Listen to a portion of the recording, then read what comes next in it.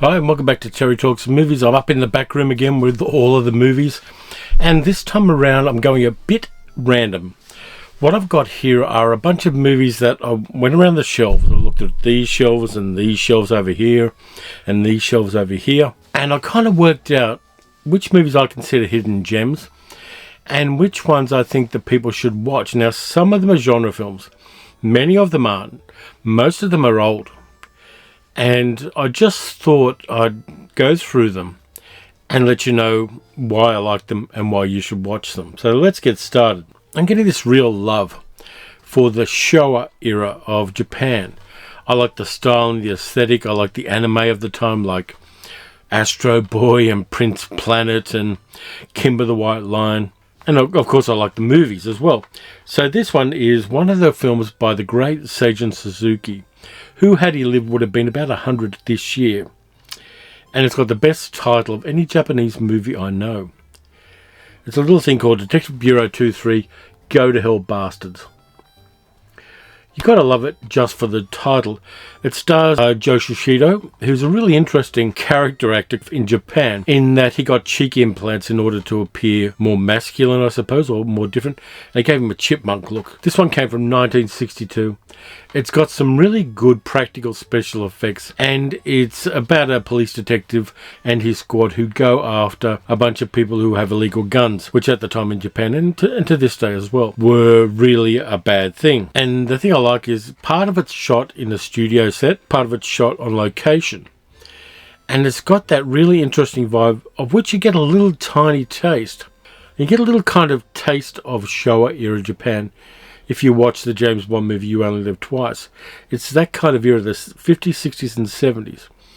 It's got a beautiful aesthetic about it. In fact, there's an amusement park just outside Tokyo, which is set up to be a kind of Showa era theme park.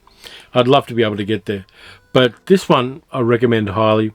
In fact, I recommend any crime film from Japan you can get that's made in the 50s and 60s. Because they've got a unique mise-en-scène, a unique look and a unique feel. The nightclubs are always fantastic in these movies, and I really should get more Showa-era Japanese crime films. I'm going to have to go on a bit of a search and see what I can find at a reasonable price. You know how you get involved in certain genres and certain styles? For me right now, Showa-era Japan is my go-to groovy style. And Detective Bureau 23 Go to Hell Bastards is one that I like. Now this one, of course, is the Arrow version, and I highly recommend it. Before we go any further, I did have a competition with the best comments in one of the previous videos. I'm still working on that. I'm doing a live stream on Saturday, and I'm going to announce who won those Blu-rays that I'm giving away. And I'm going to also show the comments that won them. A little bit delayed at the moment because I've just been down with a touch of bronchitis. Middle-aged geek girls had it pretty badly, so we just haven't had the energy to do more than the things that we've actually been able to do. And no, it isn't a spicy cough. We've done tests. It is purely bronchitis. So that takes me to 1959, Black Orpheus. If you haven't seen Black Orpheus, you should see it. Music by Luis Bonfire and Antonio Carlos Jobim is fantastic. The locations in Rio de Janeiro are first class. Marpesa Dawn and Breno Mello play Orpheus and Eurydice in a Brazilian bossa nova interpretation of the legend of Orpheus and Eurydice. This is one of those movies that never makes me not feel wonderful. I cry a little bit at the end usually. But the music, the locations, the shooting by Marcel Camus are fantastic. This is one of those movies that should be in everyone's collection. I don't give a stuff if you're just a Star Wars fan or just a science fiction fan. Step out of that and get a movie like Black Orpheus. It is something very, very special, and we should all have copies of it because it's wonderful. I think I've got 3 copies of the album soundtrack of this on vinyl that I've picked up at various times because I didn't want them to go to scrap. They're still sitting in the man cave. And the music of Black Orpheus is something extraordinary. You should definitely watch that movie and treasure it, and then watch it again. I briefly talked about this one in a previous video, but I want to give it a bit more love. The happiest movie in the world? It's not a Disney movie. It's not a action film full of bootleggers and fast cars. It's Paddington 2. Paddington 2 is the best fun movie ever. It's got wonderful villains. It's got people you think aren't villains. It's got a cast you could die for. We've got Sally Hawkins in there. We've got Ben Whishaw playing the voice of Paddington. We've got Brendan Gleeson playing Knuckles McGinty, the prisoner at a prison who runs the kitchen. You've got Hugh Grant playing the villain Phoenix Buchanan. And this is probably Hugh Grant's best role. It's a superb little movie. It's fun, it's silly, it's whimsical, it's wonderful. You can watch it with children, you can watch it with a bunch of drunk grown-ups. It just doesn't matter. If you don't have Paddington 2 in your collection again, get it. It's not going to be around forever. I haven't seen Paddington 1, I'll be honest with you. I haven't seen the first one. Probably will at some stage, may even get it. But this one I got for like $12 on 4K. And it's a movie I'd already seen and loved. Getting a movie that I have such fond feelings for on 4K for $12 Australian, which is like $3.75 American. It is just a wonderful piece of cinema. But Paddington 2, get it? You can say it's for the kids or grandkids if you want to, but we all know it's not. It's going to be for you. Get the movie. Listen to the rain on the roof go pit-pitty-pat, pit-pitty-pat. Let's move on to comedies while we're kind of in that zone anyway. I've got 3 English comedies for you, and they're from vastly different eras. Let's see, they're all very different, and the third one is more different than the other two. My paternal grandparents were from Yorkshire. They were from York. They came over in the late 1920s. But they always loved the movies of George Formby, and I think it's a genetic thing because I do too. I've got box sets of George Formby movies, but I didn't have this one. It's In the Air from 1938, starring George Formby as a guy who wants to join the Air Force, but he can't tell his left hand from his right hand, and so they won't let him in. And almost by accident, he ends up being in the Air Force, and hijinks ensue. It's a fun movie, and I did talk about this one briefly, but it does have some trailers from the 1930s for 1930s English comedies on it. I can never say enough good things about George Formby. I like what he did. He was one of those working class kind of music hall entertainers who transcended that into cinema. And unlike most of the people in British cinema in the era, he didn't use received pronunciation. He spoke with his Lancashire accent. And that's only now being something that's acceptable in English theatre and television and cinema, using natural accents. George Formby was ahead of the curve on that. I like the songs he sings. A lot of fun. And picking up this one from Zavi, who have only now started not sending things to Australia, unfortunately. I'm glad I got this one because for me it's a kind of comfort movie, and the George Formby movies are me looking back nostalgically for something that happened well before I was born and appreciating it at its own level and seeing what movies like this say about class and privilege and the way that people who have certain accents tend to be underestimated by other people. That's still something that's going on now, and it's something that really is an important issue, and it's such a waste of human resources and for the potential of human beings to judge people by their accents. And if anybody's judging me by my Australian accent, but it's In the Air, a lot of fun, totally silly, frivolous, broad entertainment, but still worth checking out. While we're on the subject, I've got an Ealing film that I love. Passport to Pimlico. Now, if you haven't seen Passport to Pimlico, there's a drought after World War II, and people dig into the bottom of a bomb crater because it's after the war, and they find a hidden chamber which has a whole bunch of treasure in it, but it's also got information saying that Pimlico itself was given by the British government way back in the Middle Ages to Burgundy. And so that part of England is no longer England legally. It's a part of a European country.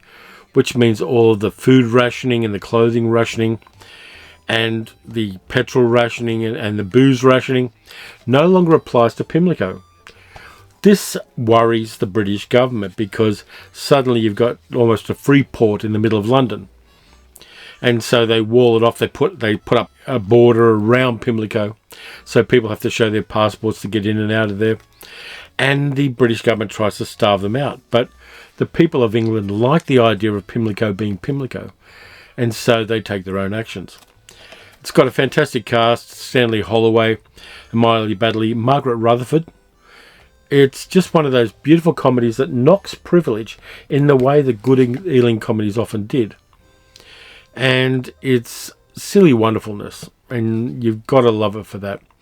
Ealing was such an interesting studio, giving quality product and also posh product at times. But then it'll throw in comedies like this, and The Lady Killers, and The Man in the White Suit. All these interesting movies that didn't get enough love. They made money, but they didn't make gangbusters money at the time. But they are now treasured, and rightly so. But Passport to Pimlico, definitely one to revisit it. If you can't find it in a physical copy, I'm sure there's some way you can get it. But that then takes me to 1970 and a very different comedy. Based on a play written by a guy who was dead 3 years when the movie was made. It stars Beryl Reid, Harry Andrews and Peter McHenry. And it is the adaptation of Joe Orton's play, Entertaining Mr Sloane. Entertaining Mr Sloane is hilarious. It's not as hilarious as the original play.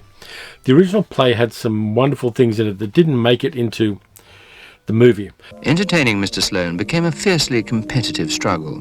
Quite eminent above the waist, as I expect you've noticed. Women are like banks, boy. Breaking and entering is a serious business.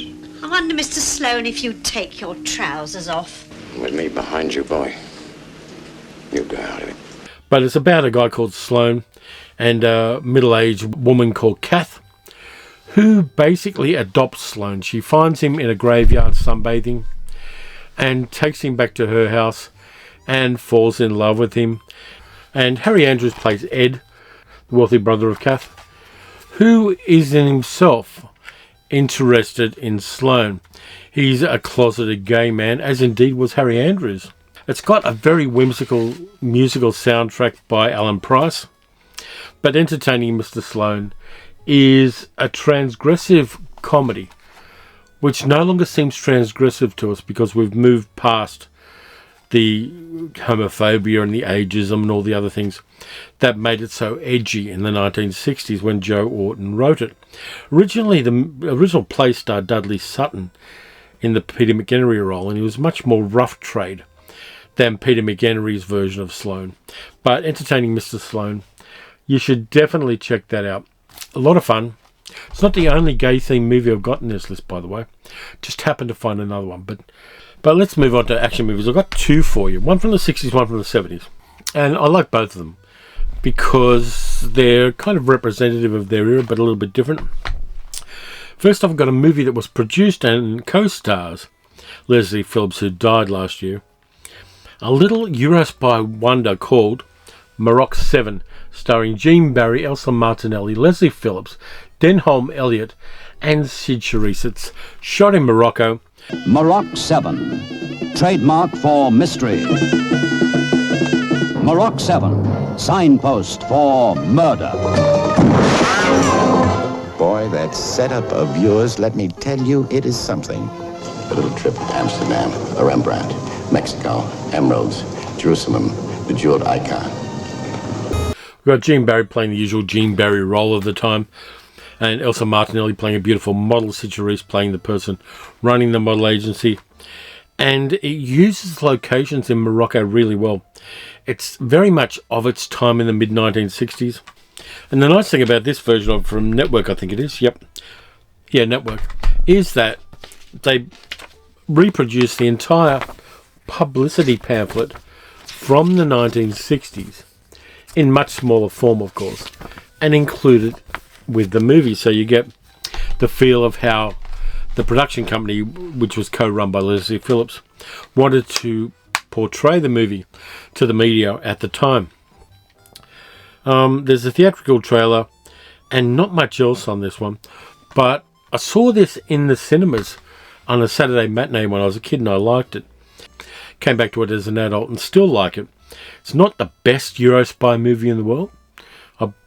Off the top of my head, I can't think which one is, but it is very much an interesting little piece of cinema. And if you can pick up a copy of Maroc 7, you're not going to do badly with it. Now, this one from the 80s is an interesting movie directed by Burt Reynolds and starring Burt Reynolds. He'd been doing comedies for a while and he wanted to step out of it, so he found a novel by William Deal and adapted it. He did use a trope from a very famous film noir, and I'm not going to spoil it by saying which one, but it's Sharky's Machine, which is really an interesting film. It's got a fantastic cast. Let's see, you've got Burt Reynolds, you've got Vittorio Gassman, who of course was in Il Sorpasso, Brian Keith, Charles Durning, Earl Holliman, Bernie Casey, Henry Silver playing a drug-addicted gangster, Daryl Hickman, Richard Libertini, and Rachel Ward, who is now married to Brian Brown. Beautiful stunts, really gritty action sequences. There's a really nasty action sequence on a boat involving Burt Reynolds, which always makes me cringe. And yet it still also manages to be a romantic movie as well, which surprised me. Now, Vittorio Gassman in this is a really nasty piece of work. Something of a rock spider, if you know what that idiom means. You might want to look it up in Urban Dictionary if you don't. But the soundtrack to Sharky's Machine is first rate as well. It's got all sorts of things from the 80s like Manhattan Transfer. It's got Julie London in it. It's got Sarah Vaughan. It's got some really great needle drops. And for me, the soundtrack to Sharky's Machine, which I have on CD and I also have on cassette, it's a really underrated score for the 1980s. And is this one Kino Lorber? No, it's from Warner Brothers. But if you can't get a copy of Sharky's Machine, you should. I think it's an underrated Burt Reynolds action film. People tend to like the ones where he smirks a lot. But in this one, he doesn't. And his character has that little bit more depth. And it shows Burt Reynolds' chops as an actor more than a lot of his more prominent roles. Definitely one to check out. The other one I got for you is a Billy Wilder film nobody talks about much. It's from 1948. Set partly in Berlin. And Billy Wilder went back there to film it after the war. He'd, of course, been in America for fairly obvious reasons in the 1930s and the 1940s. It's a foreign affair with Jean Arthur, John Lund, and Marlene Dietrich playing a woman surviving in post-war Berlin by becoming, apart from other things, a nightclub singer. It satirizes post-war politics in Germany, because of course Germany was divided up into different zones, and it has a female senator played by Jean Arthur who comes to do a tour of Berlin to see how things are going as a part of a governmental fact-finding mission. And she meets a military officer played by John Lund, who has a complicated relationship with the Marlene Dietrich character. Part of it was shot on location, part of it wasn't. It's a really complex and interesting film in some ways, and one that doesn't have the outrageousness that later Billy Wilder movies. It doesn't have the cynicism of Ace in the Hole, and it doesn't have the Grand Guignol gothicness of Sunset Boulevard. And it's definitely not Some Like It Hot. But I like A Foreign Affair, and I'm going to rewatch this one soon because it's complicated and grown up in the way Billy Wilder's movies were at a time where American cinema had a tendency to shy away from controversial subjects. This one goes into one and looks at it in a quite interesting way. Now, I've got 3 discs of Australian movies for you, all of which, he said, double checking, 2 of which were from our friends at Umbrella Entertainment, who have supplied a number of movies to me for review, and I wanted to give them a little more oxygen, and also these movies a little more oxygen. Now, this one's still available on DVD at the Umbrella website for $10, and the good thing is it's not region locked. Now, there was a guy once upon a time in Australia called John D. Lamond, who worked part of the time for Roadshow, one of the movie distribution and production companies here in Australia. And every now and then he'd take 8 weeks off and make a movie. And he decided, when censorship eased up in the early 1970s, in 1974 he decided he was going to make a Mondo movie, kind of like Mondo Carne and Mondo Balordo, and all of those kind of pseudo-documentaries that were coming out of Europe in the late 50s and early 1960s. And so he made 2 movies. One's called Australia After Dark, and the other one, which is more kind of a sex education movie in the style of certain European ones that have been out in the 1960s, but are usually just there for the nudity and the transgressiveness. And that one was called The ABC of Love and Sex Australia Style. And there they are, on a single disc from Umbrella Entertainment. It's still on their website for $10. And the first one, Australia After Dark, has a very wry kind of narration by an actor called Hayes Gordon, who worked in Australia for a very long time. And that was one of the things about certain Mondo movies. There were Mondo Balordo, for instance, the 1960s Mondo movie, had a narration by Boris Karloff. And Women of the World, another one, had a narration by Peter Ustinov. So there was this style in Mondo movies, a kind of wry, masculine narration, mocking certain things and only in a certain gentle way, but also looking at things from a slight distance. And in Australia After Dark, this one's a little bit looking ahead because it shows a same-sex marriage ceremony enacted by a pastor who was, gay friendly at the time. And this movie shows a gay wedding in Australia in the 1970s. Wasn't strictly legal, but it was a commitment ceremony. In fact, I went to a commitment ceremony in the 1990s before same-sex marriages were legal. But this one is there basically for the titillation as well. It's got like witchcraft, black magic, body painting, a shop in Surfers Paradise where bikinis were fitted personally to women. All sorts of weird and wonderful little bits and pieces, mostly intended to titillate an audience. And the ABC of Love and Sex Australia Style does like an A to Z, A for adultery, B for bondage, L for lesbianism, that kind of thing.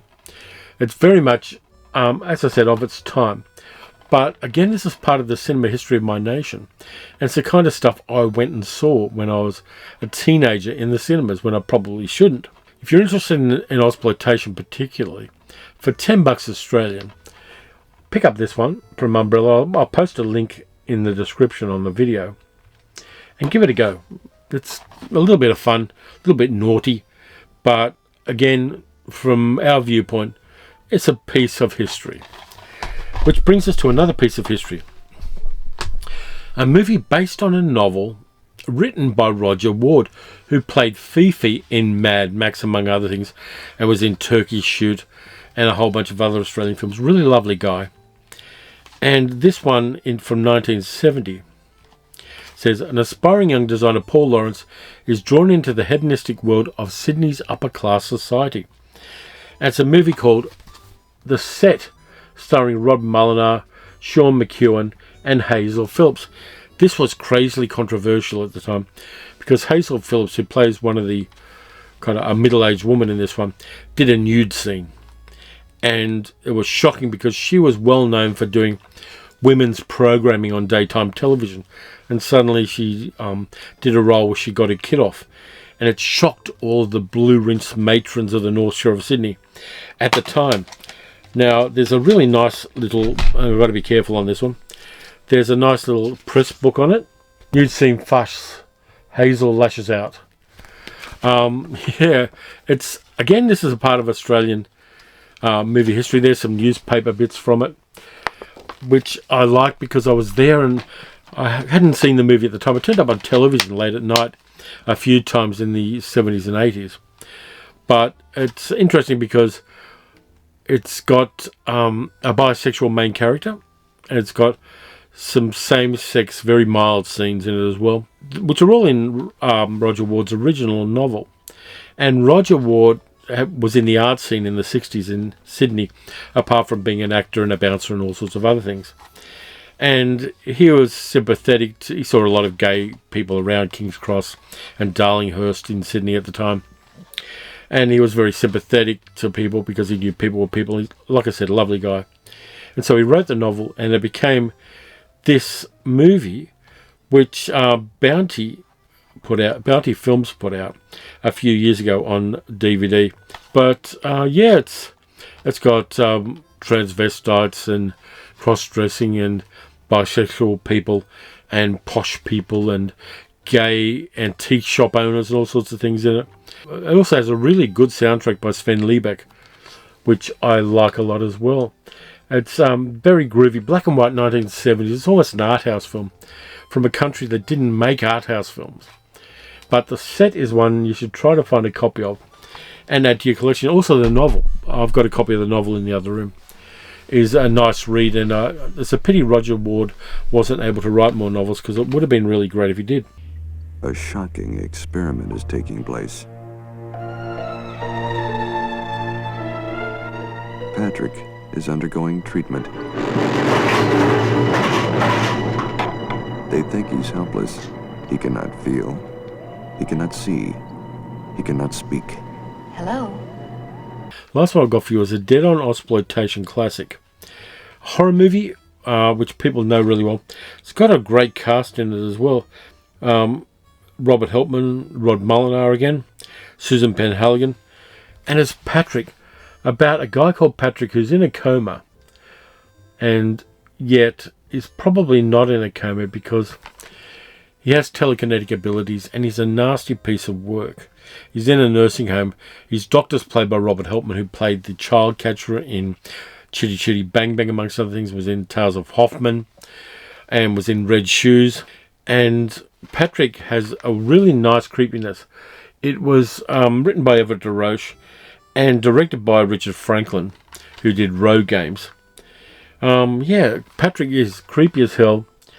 Got some really interesting ways of conveying Patrick's angry telekinetic abilities in a way that is very, very different from, say, a movie like Carrie, which deals with some of the same kinds of supernatural powers, but does it differently. But I like Patrick a lot, and it's kind of in that beautiful sweet spot of ozploitation horror, where people could show things they could never show in cinema before, and they really do give it a bit of a punch and give it some interesting emphases and gives us a good sense of time and place, which now look very dated. Some of the set designs are crazily 1970s in the best possible way. I'm pretty sure this one's from 1978. But there were also remakes on this. There was one with Charles Dance, Rachel Griffith and Shani Vincent, done not too long ago. This is the Region B version of this, which I've watched, but I wasn't a fan of. I think that there are some movies that stand alone quite well, and they don't need to be remade. And I think Patrick was one of them. There was a sequel made in Italy as well to Patrick, which, sorry, the wrong one, Patrick. But to be honest with you, unless you're a total completist, I wouldn't bother with it. It's not really worth it. But anyway, that's just some of the things I wanted to suggest as hidden gems. Movies that you might want to try to find. If they're available around, I'll post a link in the description. I'll definitely post a link to the Umbrella site so you can hunt around and find a lot of these things. I really enjoyed refinding these movies and researching them again. I haven't rewatched them all, but I will. And I'm going to put them on the coffee table rather than back on the shelves, which is always a good indication they're going to get watched. But that's it for this time around. Thanks a lot for watching. If you enjoyed the video, please like, subscribe, leave a comment, and tell me which of these you want to watch and which of these you've watched and you've enjoyed. You can also support the channel by donating at patreon.com/paleocinema. I've got some more things that I've just received that I'm going to put into the live stream on the weekend. But in the meantime, look after yourselves. Watch some good movies, watch some bad movies. Deep dive into some deeply old and obscure but highly entertaining movies. And I'll catch you next time.